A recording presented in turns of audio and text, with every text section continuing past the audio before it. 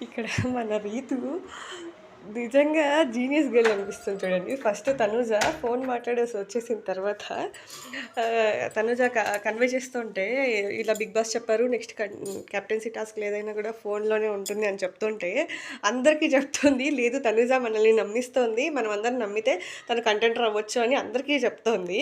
But ఈమె సంజన తర్వాత ఆటోమేటిక్‌గా నెక్స్ట్ వెళ్ళి కాల్ ఈమె పిక్ చేసింది. అందరికి ఏం చెప్తోంది?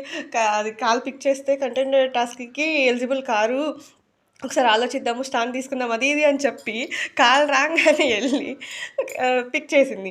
అప్పుడు 'బిగ్ బాస్' గారు నిజంగానే "నువ్వు గుడ్ గర్ల్, నువ్వు జీనియస్, గుడ్ జాబ్" అంటే మురిసిపోతుంది. బట్ ఫైనల్‌గా ఏమవుతుందనేది మనకు తెలీదు. చూద్దాం. లైక్ రితు తను ఎందుకు అనుకోనిందో, లైక్ తను తను నమ్మిస్తోందని ఎందుకు అనుకోనిందో, మళ్ళీ ఎందుకెళ్ళి కాల్ పిక్ చేసిందో అసలేం అర్థం కాలేదు. ప్రోమో కూడా ఇవాళ సెకండ్ ప్రోమో ఇంకా రిలీజ్ అవ్వలేదు. సో, చూడాలి రీతు వర్షన్ కరెక్టా? లేక గౌరవ్ అనుకున్నాడు కదా! ఈ కాల్ పిక్ చేస్తే కంటెండర్ టాస్క్ నుంచి తీసేస్తారు. లేకుంటే ఫోన్ ఎత్తిన వాళ్ళే కంటెండర్ టాస్క్‌కి ఎలిజిబుల్ అవుతారు అని గౌరవ్‌కి కూడా 50, 50 ఉందనమాట. ఇందులో Gaurav point of view correct అవుతుందా? ఆహ్, Ritu point of view correct అవుతుందా? లేక తనుజ మైండ్ గేమ్ వర్కౌట్ అవుతుందా?